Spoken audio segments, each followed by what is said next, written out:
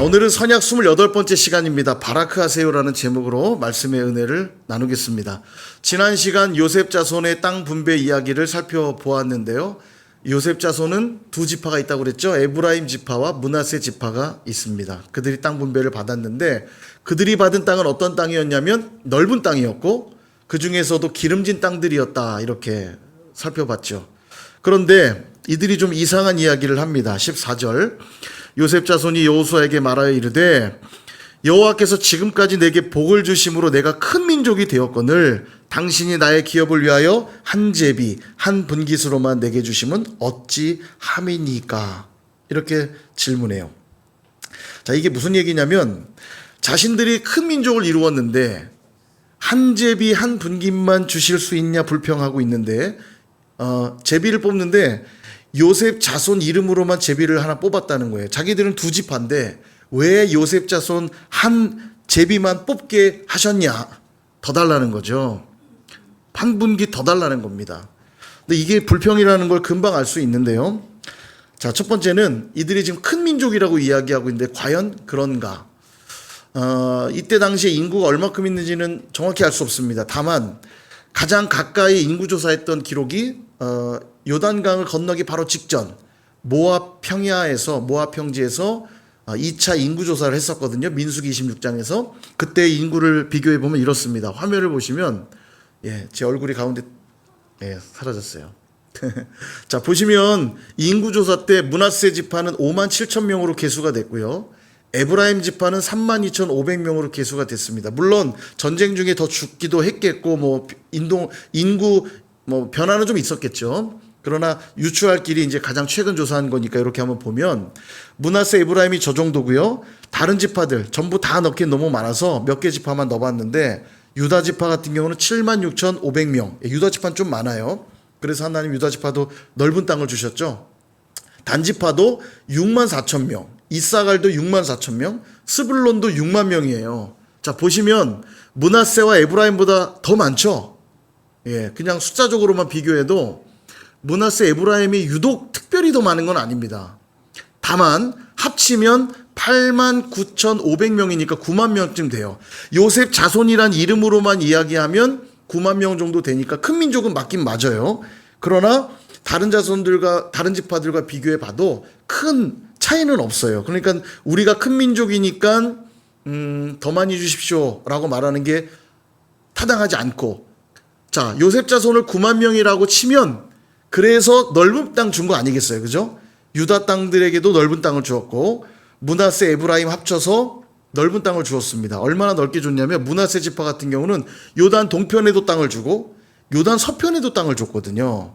그러니까 이들에게 넓은 땅을 줬어요. 그러니까 이건 불평일 수밖에 없고, 두 번째, 이것을 지금 여호수아와 지도부들이 임의로 인위적으로 땅을 나눠주고 있는 게 아니라 제비 뽑기를 통해서 지금 땅을 분배하고 있거든요. 그러니까 하나님이 각 지파의 필요에 맞게 주실 것을 믿음으로 받는 겁니다. 믿음의 문제예요, 땅 분배는. 그런데 하나님 앞에 공정을 논하기에는 방금 여러분이 이 인구에서 보신 것처럼 월등 인구가 더 많은 것도 아닌데 이들에게 넓은 땅, 비옥한 땅 주었으니까 불평은 이들이 할 게 아니라 누가 해야 돼요? 다른 지파가 해야 되는 거 아닙니까? 우리도 인구 비슷한데 왜 저들에게만 넓은 땅 주셨어요? 라고 해야 더 맞죠. 근데 지금 누가 불평하냐면 요셉 자손들이 불평하고 있어요. 더 주세요, 이렇게. 이때 여호수아가 답을 합니다. 이렇게 15절, 여호수아가 그들에게 이르되 네가 큰 민족이 되므로 에브라임 산지가 너무 네게 좁을진데 브리스 족속과 르바임 족속의 땅 삼림에 올라가서 스스로 개척하라, 이렇게 말합니다. 네가 큰 민족이 되었으니 여호와께 복을 많이 받았으니 그러므로 어떻게 하라? 삼림에 올라가서 스스로 개척하라, 이렇게 말해요. 황무지를 개간하여 옥토를 만들어 보아라, 이렇게 말씀하고 있다는 겁니다. 지난 시간에도 이미 말씀드렸지만 여호수아의 대답을 잘 보세요.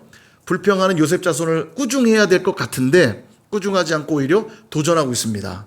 그래, 너희들 복 많이 받은 거 맞아. 그러니 스스로 올라가서 개척해 보겠느냐? 이렇게 말하고 있다는 거죠. 여러분, 하나님은 더 큰 은혜 구하는 걸 기뻐하십니다.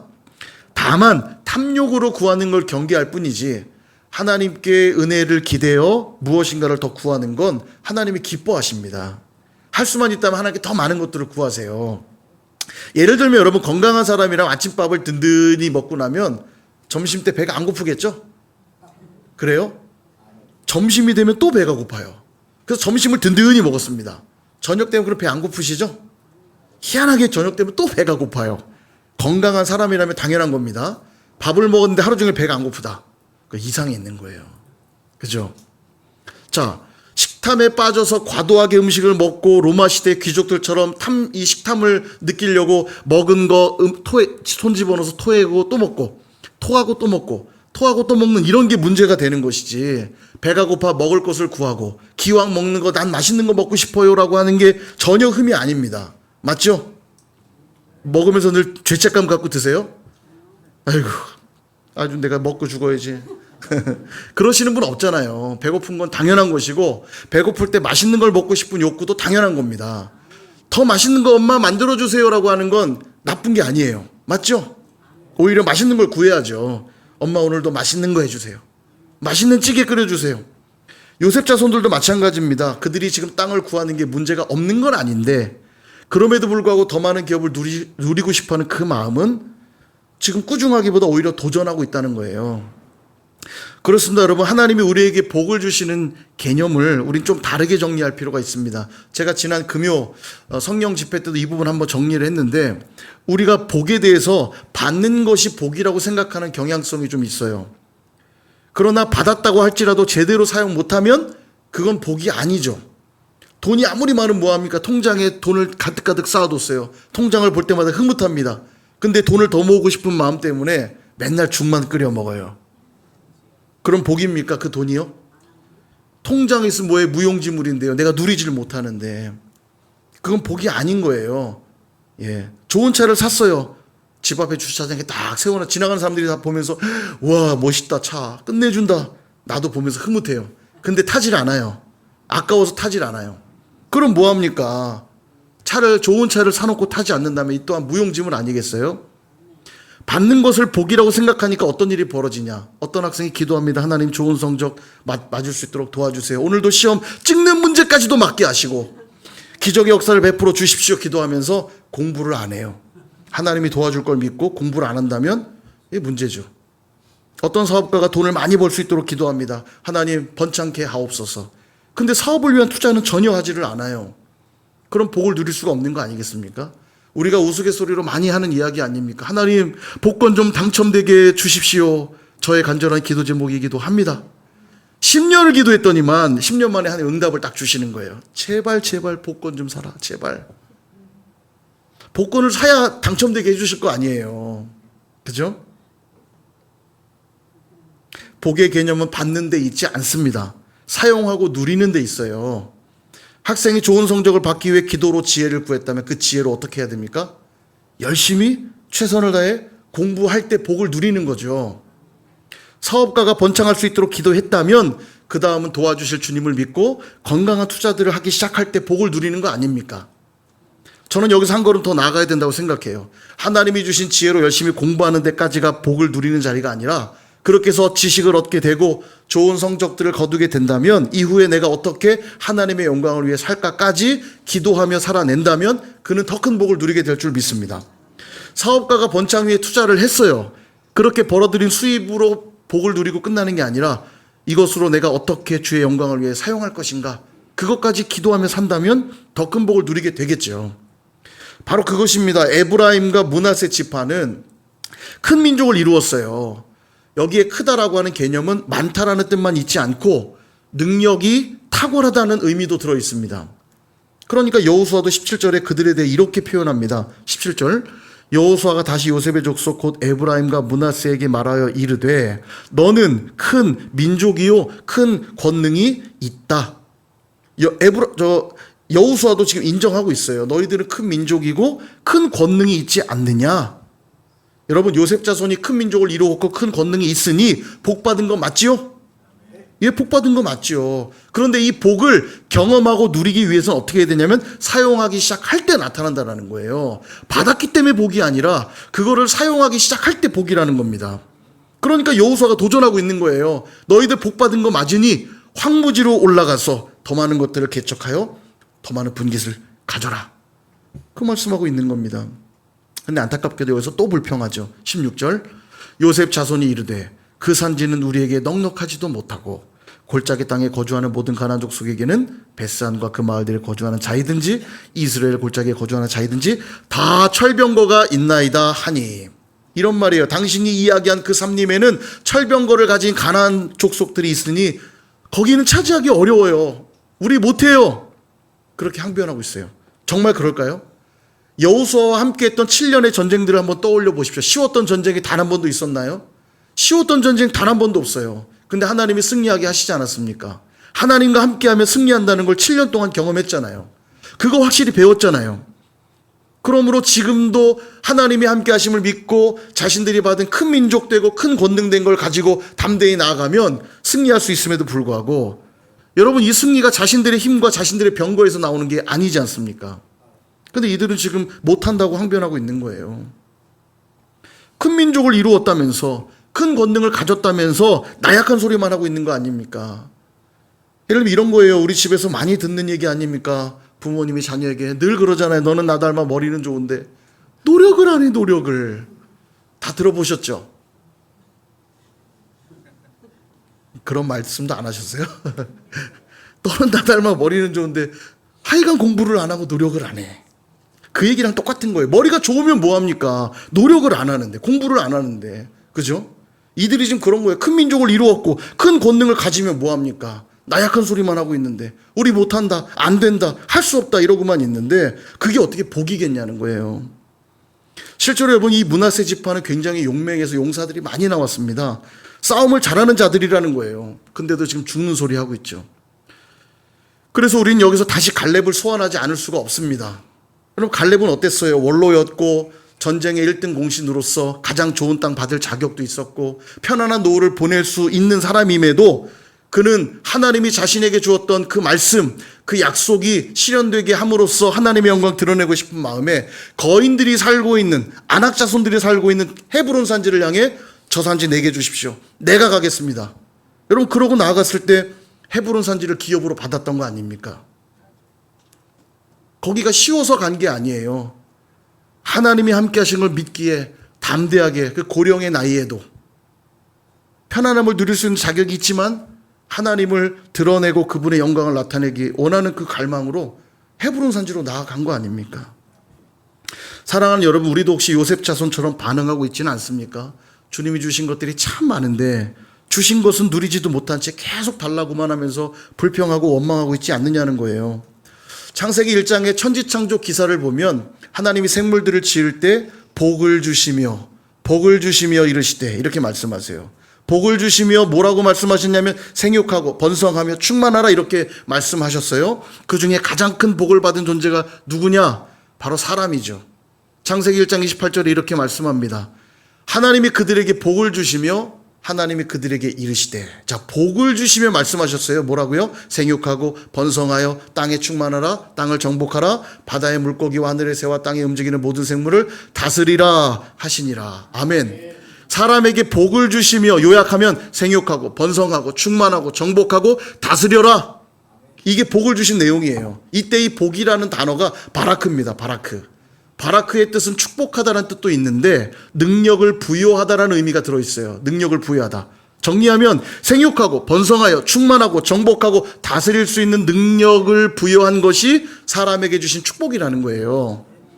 그러니까 하나님의 복의 개념은 능력을 받은 것에 있지 않고 이 받은 능력을 가지고 하나님 뜻에 합당하게 사용되어질 때 하나님의 복이 나타나는 것이고, 그럴 때 그곳에 하나님의 다스림과 임재가 나타나게 되는 거예요. 동일하게 지금 여호수아가 요셉 자손에게 뭐라고 합니까? 황무지를 개척하라. 동일한 개념인 겁니다. 하나님이 능력 주셔서 전쟁에서 승리했던 것처럼 요셉 자손 너희들에게 하나님이 바라크, 하나님이 그 능력 주셨으니까 그 복을 가지고 그 산지로 나아가 개척하라. 그 주신 능력으로 복을 누리라 도전하고 있는 겁니다. 그러므로 너희가 살아가는 삶의 현장을 복의 현장으로 바꾸라고 도전하고 있는 거예요. 어떻게 그게 가능합니까? 하나님이 주신 이 바라크, 하나님의 능력으로 바꾸라는 거예요. 여러분, 하나님의 능력으로 내가 있는 삶의 현장을 복의 현장으로 바꾸기 위해서 간절히 구해 보십시오. 하나님이 주실까 안 주실까요? 당연히 능력을 주시죠. 그게 하나님의 은혜예요. 그 은혜에 힘입어 기도하고 또 주신 은혜를 가지고 하나님의 복의 연장들로 바꾸어 나갈 수 있는 저 여러분 되시기를 축복합니다. 우리의 가정이 그렇게 복의 연장으로 바뀌기를 축복합니다. 우리의 일터가 그런 복의 연장으로 바꾸기를 축복합니다. 우리 선일교회가 바뀌기를 축복하고 이 지역사회와 또 이 나라 민족이 복의 현장들로 바뀌어질 수 있기를 주님의 이름으로 축원드립니다. 여러분 누구만 이걸 감당할 수 있을까요? 복을 받은 자들, 하나님의 다스림을 믿고 그분이 주신 능력으로 살아가는 자들, 여러분 그들만이 진정한 복을 누리는 것이고 하나님 주신 복을 흘려보내는 자들이 되는 것입니다. 사랑하는 여러분, 적지 않은 사람들이 이 복이 소유하는 것에 있다고 생각한다고 그랬죠. 그러니까 더 많은 물질을 자꾸 소유하려고만 하고 더 건강해지려고만 하고 더 높은 자리에 올라가려고만 합니다. 근데 여러분 이건 세상적 가치관이에요. 소유하는 것이 복의 전부가 될 때 어떤 문제가 생기냐. 나보다 적게 소유한 자와 비교할 땐 복이 되는데요. 나보다 더 가진 자와 비교하기 시작할 때 더 이상 복이 아닙니다. 그죠? 소유가 복이라고 생각하면 그렇게 된다라는 거예요. 10,000원이 복인 사람은 10,000원도 못 가진 자랑 비교해야 와, 난 10,000원이나 있어가 되지만 10만 원, 100만 원 가진 자 앞에 10,000원은 뭡니까? 별거 아니잖아요. 그죠? 여러분 그런 개념으로 바라보면 진짜 비참한 사람들 선지자들이죠. 선지자 얼마나 비참합니까? 오늘 새벽에도 봤지만 예레미야가 유브라데 강까지 가서 그 뱃띠를 숨겼다가 돌아왔다가 또 꺼내오라고 해서 다시 가서 또 꺼내오고, 그리고 말씀 전했더니 사람들이 와서 막 죽일 음모를 세우고 때리고 가두고. 여러분 얼마나 비참한 사람들이, 복 없는 사람 아니에요? 그러면 이 사람들은요. 그렇게로 하면 예수님조차도 복에서 가장 먼 존재입니다. 머리 둘 곳도 없었다고 그랬거든요. 머리 둘 곳조차 없었던 예수님이야말로 복에서 가장 먼 존재 아닙니까? 무엇보다도 죽음으로써 모든 걸 다 이 땅에 놓고 떠나야 될 모든 인생들이 다 복 없는 존재 아니에요? 그러면 소유가 복이라면 아무리 많이 오늘 모아놓으면 뭐합니까? 오늘 저녁 주님이 올라와라, 수고했다 라고 하면 다 놓고 가야 되는 인생이 무슨 복 받은 존재예요? 다 놓고 가야 되는데요. 안 그렇습니까? 성경적 복은 개념이 달라요. 하나님이 주신 이 바라크, 하나님이 주신 그 능력으로 하나님의 다스림을 확장시켜 나가는 것, 여러분 그게 진정한 복이라는 겁니다. 요셉 자손의 뿌리가 누굽니까? 너무 어렵나요? 요셉 자손의 뿌리는 요셉 아닙니까? 졸려요? 왜 대답 안 하세요? 요셉 자손의 뿌리는 요셉이죠. 요셉. 단군의 자손이라면 그 단군의 자손 누구의 뿌리예요? 예, 우리 하나님의 뿌리. 단군. 예, 요셉 자손의 뿌리는 요셉이죠. 요셉이가 대답해야 되는 거 아닙니까 이거? 여러분 요셉이 참 복을 많이 받은 자입니다. 요셉이 언제 복 받은 지점이 어디라고 생각하십니까? 많은 사람이 대답할 때 총리가 된 거요 이렇게 대답해요. 총리가 된 게 복입니까? 아니에요. 그건 성경적 관점이 아닙니다. 총리가 된 게 복이 아니라 총리가 되어서 총리로서 가진 능력을 가지고 자기의 가족들을 살리고 애국 백성들을 살리고 열방 백성들을 살려낸 것이 축복이에요. 좀 더 정확하게 말씀을 드리면, 여러분 요셉이 노예 생활도 하고 감옥 생활도 했잖아요. 원래 요셉은 노예입니까? 노예 아니에요. 야곱 족장의 아들로서 노예 아니거든요. 근데 노예로 살았고 죄 지은 게 없는데 억울한 누명을 쓰고 감옥 생활했어요. 그게 복 받은 겁니까? 근데 성경은 복 받았대요. 여호와께서 함께 하심으로 그가 형통한 자가 되어. 형통했다는 얘기가 복 받은 얘기 아니에요? 어떻게 노예도 아닌데 노예 생활한 게 복이고 죄를 지은 게 없는데 죄수 생활하는 게 복일 수 있냐고요. 성경의 관점이 다르기 때문입니다. 우린 자꾸 소유에 있으니까 노예 되면 저주받았고 감옥 가면 저주받았고 총리 되면 잘 된 거고 이렇게 생각하지만 성경의 관점은 그게 아니에요. 노예 생활할 때도 요셉은 하나님과 함께하며 하나님이 주신 바라크, 그 능력으로 보디발의 가정을 정말 잘 섬겼어요. 잘 다스렸어요. 그랬더니 하나님이 보디발 집에 복을 부어주시거든요. 그게 축복인 겁니다. 감옥 생활할 때는 마찬가지예요. 하나님과 동행하며 간수장이 되어서 열심히 죄수들을 섬겼습니다. 그러니까 죄수들이 복을 받은 거 아니에요. 떡 굽는 자, 술 맡은 자들이 들어와서 요셉을 만나서 그의 꿈 해몽을 받고 풀려나는 일들이 있습니다. 마찬가지 총리가 되었을 때도 마찬가지입니다. 총리로서 하나님이 주신 능력으로, 하나님이 주신 지혜로 가뭄이 왔을 때 곡식을 잘 저장했다가 가족들을 살리고 애국 백성들을 살리고 열방 백성들을 살려냈던 것이 바로 이것이 하나님이 주신 바라크의 복이었다는 거예요. 철병거가 있어서 우리는 개척하지 못해요라고 투덜대고 있는 이 요셉 자손들에게 여호수아가 뭐라고 말씀하는지 다시 한번 볼게요. 17절과 18절 같이 한번 읽어볼까요? 시작. 여호수아가 다시 요셉의 족속 곧 에브라임과 므낫세에게 말하여 이르되 너는 큰 민족이요 큰 권능이 있은즉 한 분깃만 가질 것이 아니라 그 산지도 내 것이 되리니 비록 삼림이라도 내가 개척하라 그 끝까지 내 것이 되리라. 가나안 족속이 비록 철병거를 가졌고 강할지라도 내가 능히 그를 쫓아내리라 하였더라. 아멘. 너는 큰 민족이고 큰 권능을 가졌으니, 다시 말하면 하나님께 큰 복을 받은 자들이니 능히 개척할 수 있다, 그 얘기 하시는 거예요. 너희가 받은 복은 어떤 복이냐? 철병거 가진 이들을 물리치고 그 땅을 다스리고 또 남는 복이거든. 여호수아가 그 얘기하고 있는 거예요. 그러니 올라가라. 사랑하는 여러분, 저와 여러분은 복을 받으셨습니까? 그 복을 누리고 계십니까? 그 복을 흘려보내고 계신가요? 혹시 더 소유하는 것만이 복이라 여겨서 이미 많이 받았음에도 누리지는 못한 채 불평하고 원망하고 있다면 돌이킬 수 있어야 합니다. 제가 참 좋아하는 찬양이 소원이라는 찬양의 가사가 참 좋습니다. 요즘에 찬양을 한 곡씩 꼭 부르게 되는데 찬양이 때로는 말로 전하는 글보다 더 강력한 것 같아요. 노래 가사가 이렇습니다. 삶의 작은 일에도 그 마음을 알기 원하네. 그 좁은 길로 가기 원해.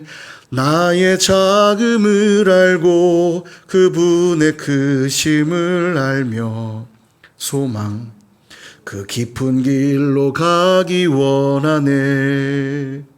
저 높이 솟은 산이 되기보다 여기 오름직한 동산이 되길, 내 가는 길만 비추기보다는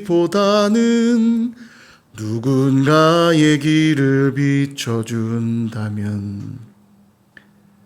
이쯤 부르면 따라 부를 법도 한데 끝까지 듣기만 하시는군요. 예, 너무 감미로워서 그러셨죠? 막 이래. 여러분, 제가 여기 참 가사가 전체적으로 다 좋은데 특별히 좀 포인트를 두고 싶은 가사가 여기 있어요. 저 높이 솟은 산이 되기보다 여기 오름직한 동산이 되길. 누군가에게 오름직한 동산이 되려면 더 많이 밟혀야 될 텐데 어떻게 이게 복이 될 수 있죠? 그 이유는 우리를 저 높은 구원의 자리, 저 천국 문 앞으로 오를 수 있도록 우리에게 오름직한 동산이 되어주신 분이 있어요. 누구세요? 예수님이시죠. 예수님이 우리를 위해 오름직한 동산이 되어주셨기 때문에 그분을 밟고 우리가 저 높은 구원의 문, 천국의 문까지 이른 거 아니겠어요? 그래서 오름직한 동산이 복이 될 수 있다는 걸 이제는 알게 된 자들인 겁니다. 우리는요. 그리고 예수님을 믿게 된 우리에게 성령을 부으셔서 그 성령의 능력이 오늘도 우리로 주님처럼 오름직한 동산이 되어 살아갈 수 있도록 복을 주신 거예요. 그래서 우리 이미 복을 받은 자요, 복을 누릴 수 있는 자요, 복을 흘려보낼 수 있는 자들이 된 줄로 믿습니다. 이번 한 주도 살아가면서 하나님이 우리를 부르신 그 삶의 현장에서 우리의 가정, 또 우리의 일터, 학교, 교회, 또 우리 교회 안에서는 기관, 부서, 셀들, 우리를 부르신 그 삶의 현장에서 어떻게 사시겠습니까? 그곳을 복의 현장이 되도록 해야 되겠죠. 그러기 위해서는 하나님이 우리에게 주신 그 능력, 그 바라크, 그 축복으로 개척하고 확장해 가는 그런 저와 여러분들 다 되시기를, 그렇게 복을 받으시고 누리시며 흘려보내며 살아가시는 저와 여러분 다 되시기를 주님의 이름으로 축원드립니다.